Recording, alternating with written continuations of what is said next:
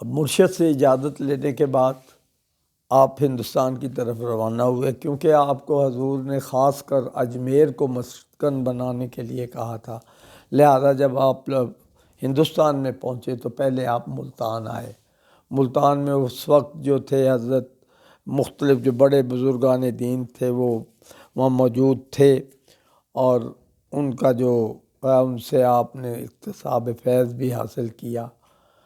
پھر اس کے بعد وہاں سے آپ پھر دوبارہ لاہور آئے۔ لاہور میں داتا گنج بخش علی حجویری کے مزار پر آپ نے باقاعدہ چلہ کاٹا، جس میں باقاعدہ تاریخ میں موجود ہے کہ پہلی دفعہ چلے میں آپ نے جب محسوس کیا کہ یہاں شاید وہ فیض نہ حاصل ہوا تو آپ نے مایوسی کا اظہار کیا اور اٹھ کر چل پڑے۔ لیکن اس پر جب آپ جا رہے تھے تو خود حضرت داتا صاحب نے ان کو روکا اور کہا کہ کہاں جا رہے ہو معین الدین؟ تو آپ نے فرمایا کہ یہاں میں اس لیے آیا تھا، لیکن انہوں نے کہا نہیں معین الدین، مجھے آپ کی خوش الحانی پسند آ گئی تھی۔ آپ حافظ قرآن بھی تھے اور بڑے خوش الحان بھی تھے، لہذا آپ نے دوبارہ وہاں پر چلہ پڑھا، 40 دن تک چلہ کیا۔ اور جب چلے سے اٹھے تو آپ کی زبان سے فارسی کا یہ شعر بار بار نکلتا تھا جو آج بھی پڑھا جاتا ہے ہر محفل میں: گنج بخش فیض عالم مظہر نور خدا، ناکساراں پیر کامل کامل آراں رہنما۔ اس کا مطلب یہ تھا فارسی کے شعر کے کہ آپ دنیا کو فیض پہنچا رہے ہیں، ساری دنیا کے لیے فیض کا منبع ہیں، اور آپ اللہ کے نور کے مظہر ہیں، اور آپ ناقصوں کے لیے رہنما ہیں، کامل یعنی رہنما ہیں، اور یعنی کامل پیر ہیں، اور جو کامل ہیں ان کے لیے مکمل رہنما ہیں۔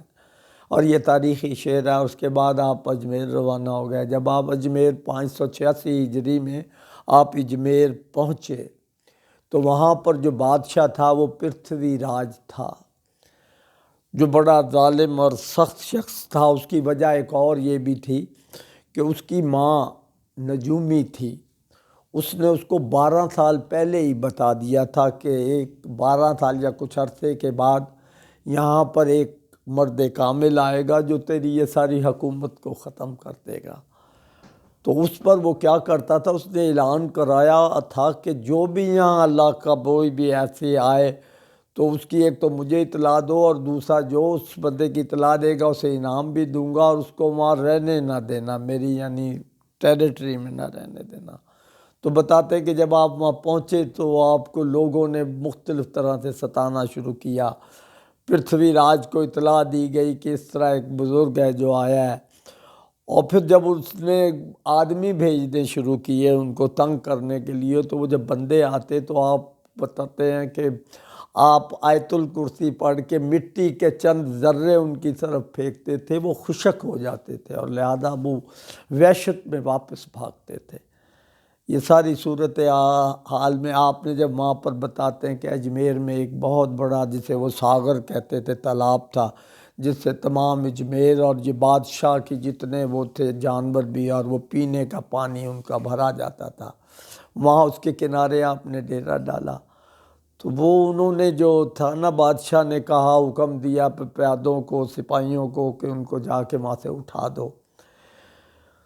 تو وہ انہوں نے بادشاہ کے پیادے سپاہی آئے اور انہوں نے کہا کہ بادشاہ کا حکم ہے کہ تم راجہ کا کے یہاں سے نکل جاؤ۔ تو انہوں نے کہا اچھا، ہمیں ایک ذرا جو آپ کے پاس وہ جو مشق کیا تھی، چھوٹا سا ایک پیالہ تھا، اس کو آپ نے کہا کہ مجھے اس کو بھر لینے دو پانی۔ آپ نے اس کو بھرا اور اپنے قافلے کو لے کر چل پڑے۔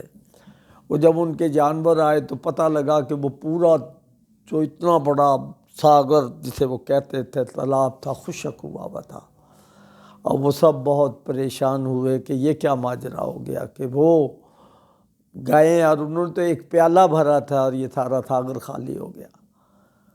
وہ جب بادشاہ کو خبر ہوئی تو وہ پریشان ہو گیا کہ ہمارے تو تمام جانور، ہم لوگ، کیونکہ پینے کا پانی وہیں سے ملتا تھا، تو یہ تو بہت برا حال ہو جائے گا۔ لہذا چیخ و پکار ہو گئی شروع۔ بادشاہ نے کہا ڈھونڈو ان کو، کہاں گئے؟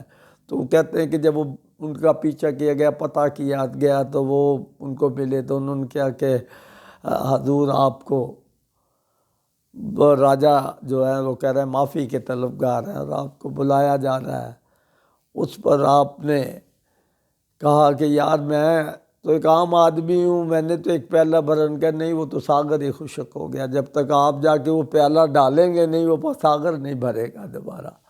تو ایسا ہی ہوا، آپ نے پھر ظاہر ہے واپس گئے اور وہ جو پیالہ تھا اس میں ڈالا، وہ ساغر پھر اسی طرح بھر گیا جیسے پہلے تھا، اور لوگوں نے اس سے فیض حاصل کرنا۔ آپ کے اخلاق، آپ کے عمل اور آپ کی شکل و صورت کو دیکھ کر لوگ عاشق ہو جاتے تھے۔ آپ کے چہرے سے نور، اور بڑا ہی یعنی خوبصورت چہرہ تھا جس سے لوگ متاثر ہوتے تھے۔ آپ کی باتوں میں اتنا اثر تھا، جو ایک بات آپ کی سن لیتا تھا وہ پھر وہاں سے کبھی دور نہیں جاتا تھا۔ آپ نے سینکڑوں جادوگروں کو، یعنی جو جادو کرتے تھے نا، جیسے میں نے پہلے کہا کہ وہ لوگ یعنی آتے تھے تو وہ جادوگر آتے تھے، جب وہ اپنا بھاگتے تھے تو وہ پھر انہیں محسوس ہوتا تھا کہ یہ جادوگر نہیں کو اللہ کا بندہ ہے، لہذا وہ مسلمان ہو جاتے تھے۔ اس طرح ہزاروں لوگ جو تھے نا شروع میں مسلمان ہو گئے، اور پھر ان کو دیکھا دیکھی دوسرے لوگ بھی ایسا ایسا، اور ایک وقت آیا کہ پورا جو تھا نا اجمیر اور اس کے ارد گرد کے تمام علاقے، ان میں دین اسلام نے سرایت کر گئی، اور ان لوگوں کے وہ احوال بدل گئے۔